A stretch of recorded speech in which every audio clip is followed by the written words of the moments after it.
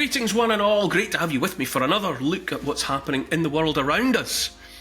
Hope you enjoy listening to me vent spleen to the same extent that I enjoy venting it. But before I launch into my weekly monologue, I just want to give you the heads up about my patreon.com site. If you go there, find me, join up and part with a little bit of cash, you'll be supporting this channel in an irreplaceably practical way. It costs about as much as 1 cup of coffee a month to show that support, but it makes all the difference here, and in return you get early access to all my new content and exclusive access to a Q&A, a question and answer session every week. It's great. We enjoy it, the Patreon family, so join up, stir yourself into the mix and make it better by being there. Okay, that's the advert over. It's now time for the rant-a-log.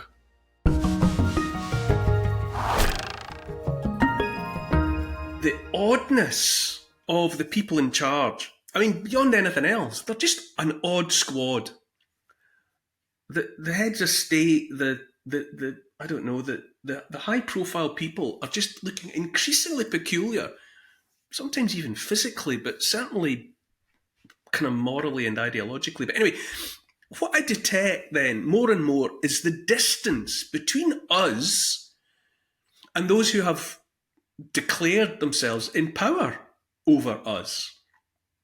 I mean, obviously, this has a great deal to do with the antics of the elected, but perhaps more particularly the unelected and thereby unaccountable. Listen to this guy addressing some or other forum of the World Economic Forum. We are, broadly speaking, agreed that we need to get on track towards a net zero, climate safe and nature positive future, but we know this will not be easy. And we're going to need to change behaviours of both individuals, but also the way that our industries and corporations and also our governments work and practice. We're going to need to do this through a mixture of carrots and hopefully perhaps not so many sticks, and some kind of mix. And there's a very active and live debate as to how we go about this. But we're likely to see an increasing move towards more stick-like interventions into the future as things worsen if we're not able to act. Net zero, climate safe, nature positive future, he says. We know this will not be easy, he says. We're going to need to change behaviours, he says. We're going to need to do this through a mixture of carrots and perhaps not so many sticks, but we're likely to see an increasing move towards more stick-like interventions. Oh, do you think so?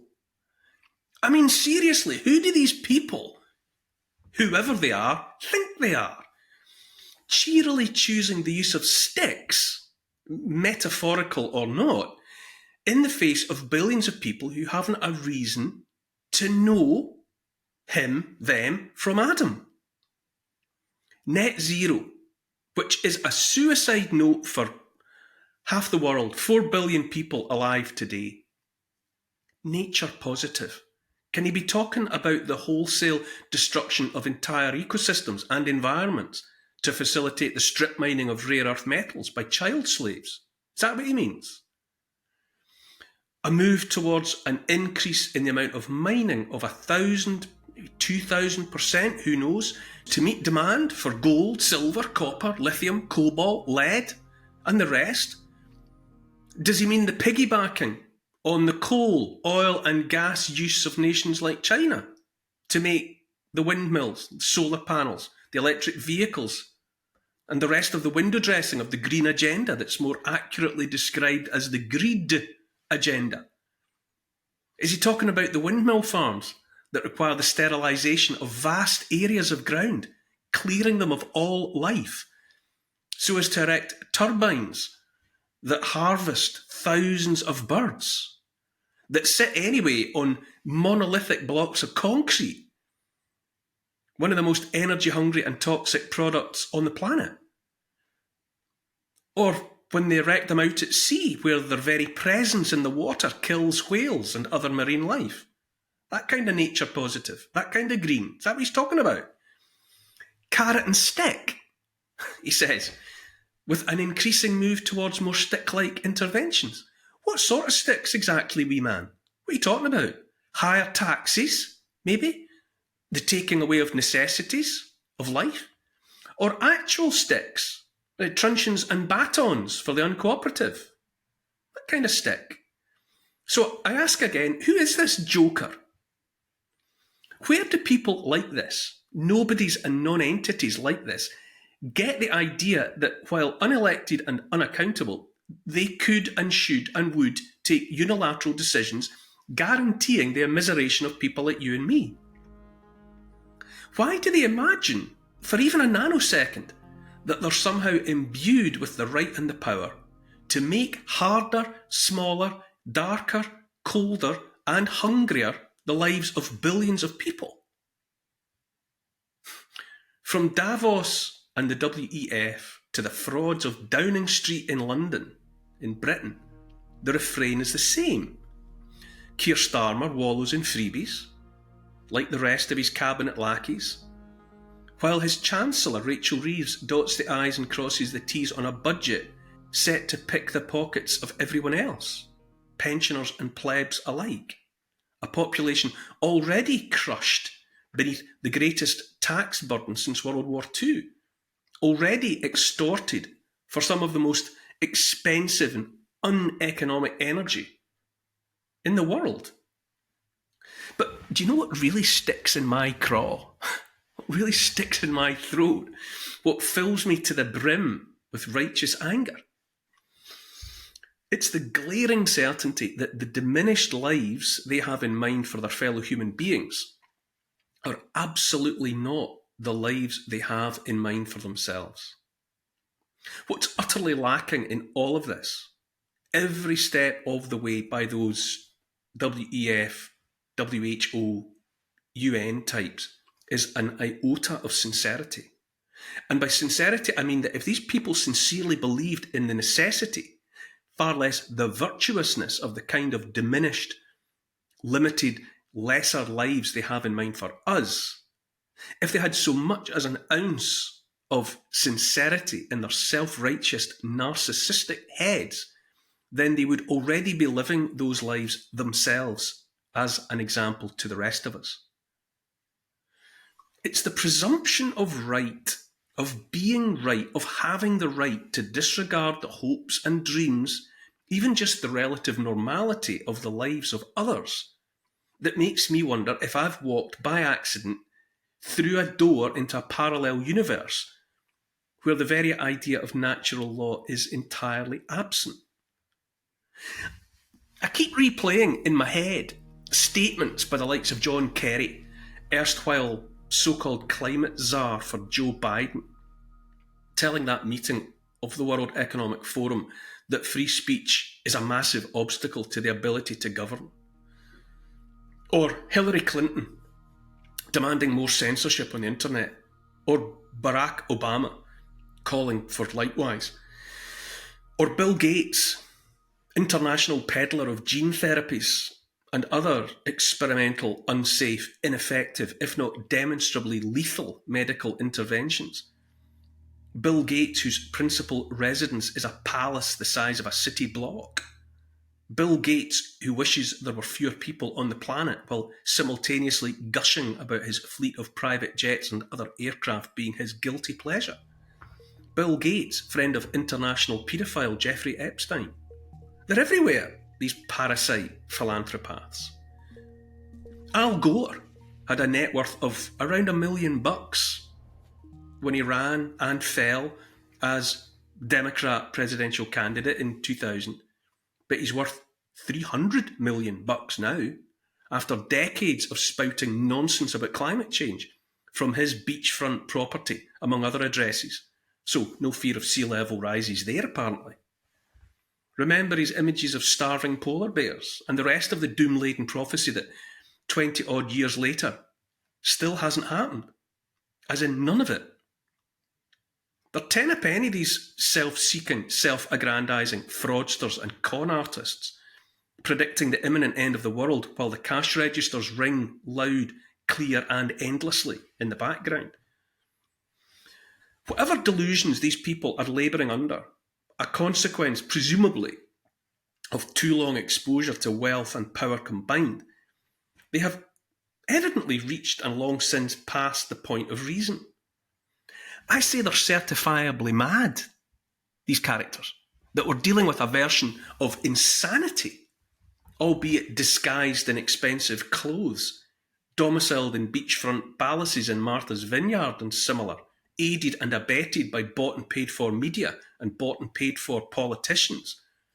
A kind of madness that has assumed the right to rule as though granted by God himself. All of them, these prognosticators of perdition for us, have at least one thing in common. Like the worms around a corpse, they wriggle in skinny and they wriggle out fat.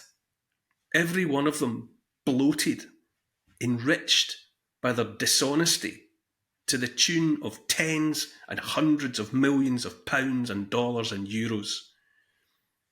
These people will never downsize to modest homes. They'll never know the enervating cold of a northern winter, the lethal heat of an equatorial summer. They'll never have their horizons limited to a 15-minute walk from their front doors. They'll never have to eat what others prescribe for them. And they'll never have to keep their mouths shut out of fear of censure or worse. They're full-time hypocrites, saying one thing and doing another. Their words are invested with no heartfelt meaning. At best, political expediency. They mean to force us to do as they say, with sticks, while themselves indulging lives unimaginable even to the emperors of old. They're charlatans, liars, snake oil salesmen. They can never be trusted, except to do and say whatever makes their lives more and our lives less. For hundreds of thousands of innocents in Ukraine, life has been rendered non-existent by those who, in pursuit of yet more wealth, the furtherance of their ideologies and ambitions, peddle war as the most profitable racket in town. More souls are burned alive in the benighted Holy Land, or vaporised, or rendered into bloody chunks for the enrichment of the international arms industry, for the material gain of more of the same people. It's like the hawk in Ted Hughes' poem of the same name. They're determined to dominate, always to dominate. There's nothing especially clever about a hawk. It's just a creature that has found its niche, an ecosystem of likely prey in which to thrive. And we have permitted the ecosystem for these psychopathic parasites. We have a world patrolled by predators that desire only to perpetuate their own existence and their own kind. To quote Hughes, "No arguments assert my right. The sun is behind me. Nothing has changed since I began. My eye has permitted no change. I'm going to keep things like this." And then here's the thing. Behind it all, but increasingly, unavoidably apparent, is, as I said at the top, the downright oddness, the peculiarity of these people. I won't name names, but have a look around at the, shall we say, nationally and internationally prominent class, and go and search there of any that appear to you to lead lives, to have lifestyles, to have dreams and aspirations, even tastes and preferences that you can identify with or recognise for even a second. Ask yourself, as I increasingly do, who are these people? Where on earth do they come from? And what on earth did we ever do to deserve them? Put simply, they are not like us. They do not like us. In fact, they regard us with contempt. The distance between us and them has long since grown too wide ever to be bridged. There are simply two tribes now, one very small and very odd, and one very large indeed. If it's finally about dog eat dog, my money is always on the great big hungry dog.